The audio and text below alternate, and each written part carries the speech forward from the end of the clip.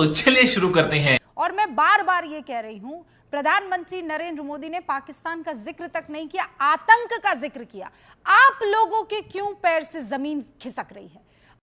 बात तो सही है। सीमा साहब, मुझे तो अफसोस उन पाकिस्तानियों के लिए हो रहा है जिनके रोते हुए चेहरे टीवी पे दिखाए गए, जो हिंदुस्तान आए थे किस लिए? इलाज कराने के लिए। क्योंकि उनकी वो बीमारियां, गंभीर बीमारियां जिनका पाकिस्तान में इलाज नहीं हो सकता है, वो हिंदुस्तान में आके कराते, वरना उनको लंदन और दुबई में जाके कराना पड़ेगा तो घर बार बिक जाएगा। अफसोस उनके लिए कीजिए। हिंदुस्तान का वीजा किसी पाकिस्तानी को मिलता है तो उसे लगता मेरी जान बच गई, क्योंकि वो इलाज कराने के लिए आता है। और पाकिस्तान की धरती पे कोई कदम रखता है, उसकी जान हलक में आ जाती है। बलूचिस्तान संभल नहीं रहा है, फाटा संभल नहीं रहा है, खैबर पख्तूनवा संभल नहीं रहा है, सिंध में भी कुछ हिलता डुलता रहता है, और कश्मीर लेंगे जी, कश्मीर लेंगे, कश्मीर लेंगे। मुझे लगता है कि पहले जो है उसको संभाल लीजिए।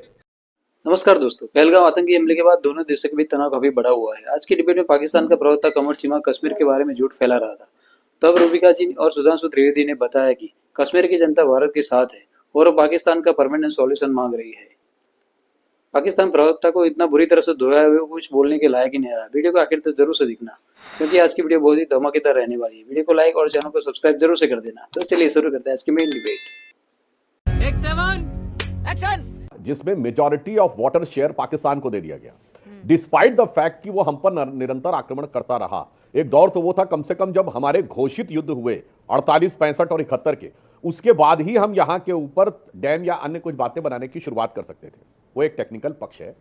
सरकार ने सिर्फ अपना इरादा साफ किया है कि अब पाकिस्तान के ऊपर उस ढंग की पेशबंदी होगी कि उसके पानी से लेके और अंतर्राष्ट्रीय स्तर पर जो उसकी सपोर्ट है, उसको जिस प्रकार से डाइल्यूट किया है भारत ने, मोदी जी की सरकार ने, वो मेरे विचार से प्रशंसनीय है।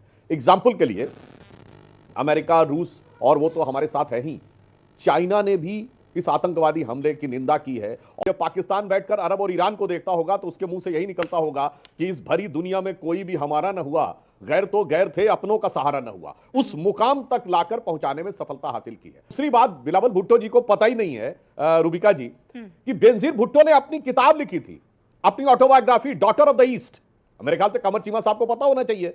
बेनजीर भुट्टो ने जो ऑटोबायोग्राफी लिखी है, डॉटर ऑफ द ईस्ट, उसमें ना पता हो तो चैप्टर नंबर 2 में पेज नंबर 25 पे जाके पढ़ लें।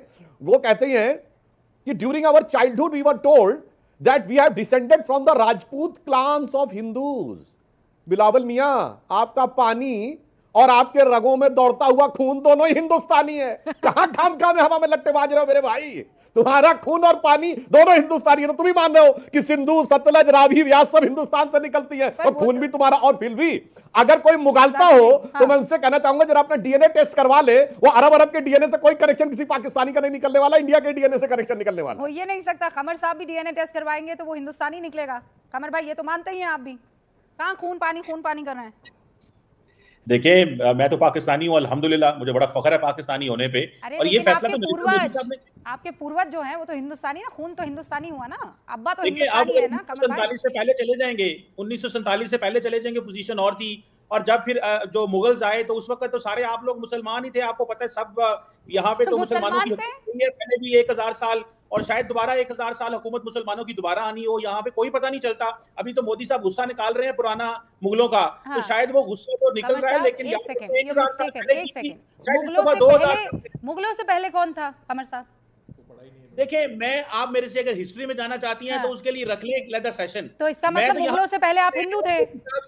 मैं तो यहाँ पे अफसोस करने आया हूँ इंडियन वो लोग जो एयर ट्रैवल करते हैं कि अब उनको महंगी टिकट्स लेनी पड़ेंगी। नरेंद्र मोदी साहब ने जो उनके ऊपर करम फरमाया है, अब वो महंगी टिकट्स लेंगे लोगों की, जो जिसने दुबई जाना है, जिसने अफ्रीका जाना है, हाँ, जिसने सेंट्रल एशिया जाना है, जिसने अमेरिका जाना है, महंगी टिकट्स लेंगी। मैं तो उनसे अफसोस करने के लिए यहाँ पे हाजिर हूँ। मेरा अफसोस कबूल करें कि प्राइम मिनिस्टर मोदी की पॉलिसी खाली होगी। प्रॉब्लम ये है ना कमर साहब, आप हर चीज में आपको सिर्फ पैसा दिखाई देता है। प्रॉब्लम ये है, लेकिन फिर भी आप लोगों के पास भाईजान कटोरा ही है। तो अब कटोरा होगा तो पैसा ही दिखेगा ना, और कुछ दिखेगा ही नहीं। अमेरिकन जो है मैं बताती हूँ आपको, सुधांशु जी काउंटर करेंगे, लेकिन जो बात आप कह रहे हैं, भारत पूरी तैयारी के साथ सब जगह जाता है। और मैं बार बार ये कह रही हूँ, प्रधानमंत्री नरेंद्र मोदी ने पाकिस्तान का जिक्र तक नहीं किया, आतंक का जिक्र किया। आप लोगों के क्यों पैर से जमीन खिसक रही है?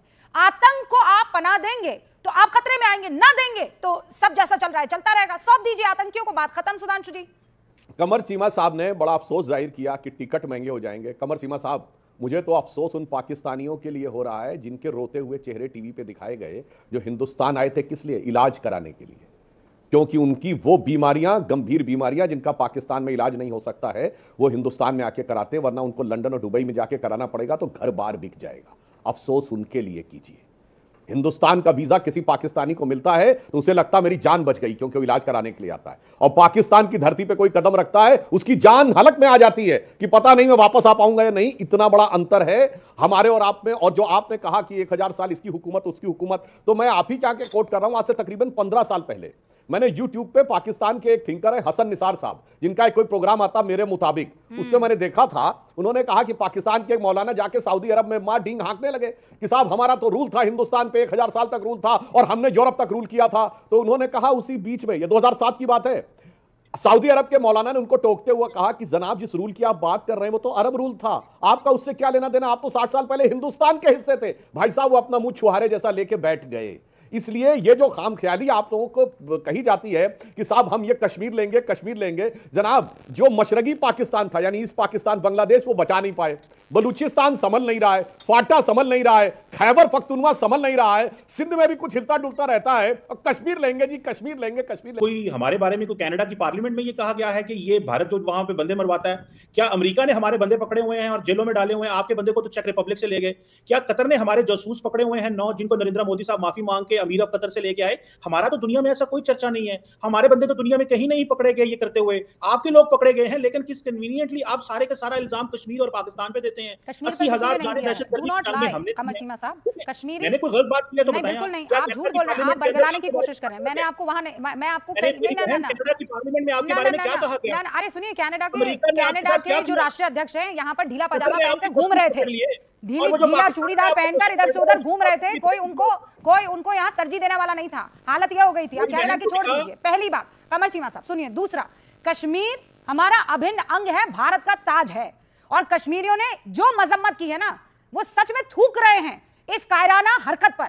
हर एक कश्मीरी आज ये खड़ा होकर कह रहा है कि इस पाकिस्तान को आप लोग नेस्तनाबूद कीजिए, इन लोगों ने हमें परेशान करके रख दिया है। और मैं आपको एक के बाद एक बयान बता दूं, मोदी साहब कश्मीर में इलेक्शन अरे वहां पर बीजेपी अभी मजबूत है ही नहीं, पर डेमोक्रेसी तो जीती ना, डेमोक्रेसी तो जीती ना। आप लोग मोदी का, अरे भाई मोदी नहीं, आप हिंदुस्तान की बात कर रहे हैं। हार में भी कश्मीर को सजा दी है कि तुम लोगों ने मुझे इलेक्शन हरवाया बीजेपी को। वेरी इंटरेस्टिंग कमर चीमा साहब। और मोदी जो है, आप लोग मतलब आप लोग कोई फिल्म क्यों नहीं बना देते? कुछ और तो नहीं बना पाते आतंकियों के अलावा? ये एक ऐसी वाहियात फिल्म ही बना दीजिए, क्योंकि आप जो स्क्रिप्ट राइटिंग आपकी करते हैं ना, कसम खुदा की, पाकिस्तान में भी आदमी तो आप करेंगे तो फिर आप हमारा रिस्पांस देखेंगे ना।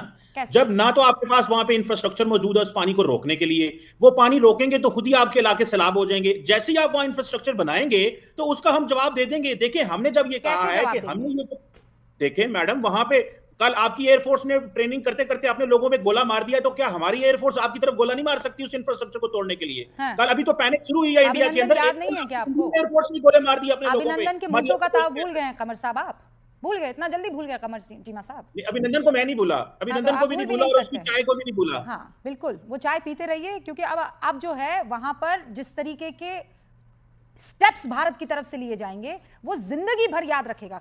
और मैं कह रही हूं पाकिस्तान और पाकिस्तान की आवाम, अब आवाम आ गई है इसमें कमर चीमा साहब। अब सिर्फ आतंक तक सीमित नहीं रहा है। पानी जब आपके घरों में नहीं आएगा, जब आप लोग प्यासे तरसेंगे, तब समझ में आएगा कि आतंक को पालने की कॉस्ट क्या होती है। के सिन्हा साहब। रूबिका जी जय हिंद।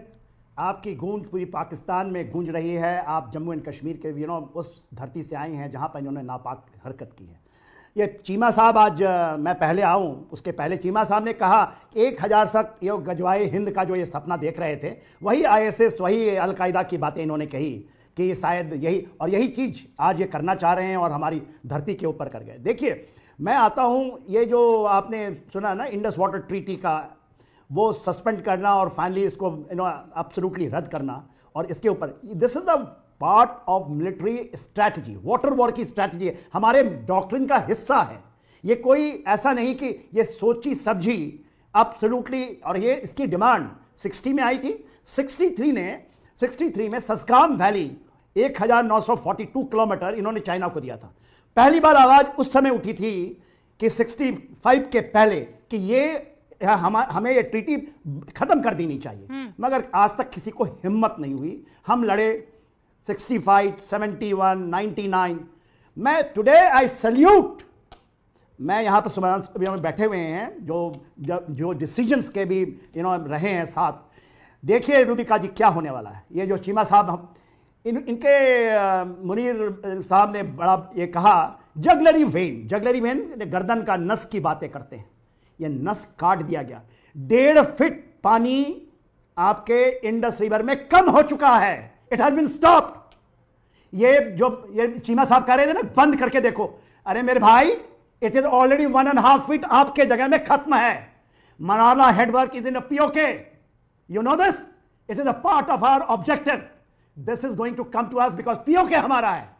मैंने फाजिल्का में कमांड किया है, सुलेमान की हेडवर्क है मेरे भाई। वहां से सतलज, ब्यास, रावी की भी पानी थोड़ी जाती है। वो तो खत्म हुआ ये बिकॉज हम देते थे, हमारा वहां पर भी है। देखिए Rubika, this water war is the first step towards the. Video को आखिर तक देखने के लिए धन्यवाद। वीडियो पसंद आया तो वीडियो को लाइक कर दीजिए और चैनल को जरूर से सब्सक्राइब कर दीजिए। तो चलिए मिलते हैं एक और धमाकेदार वीडियो में।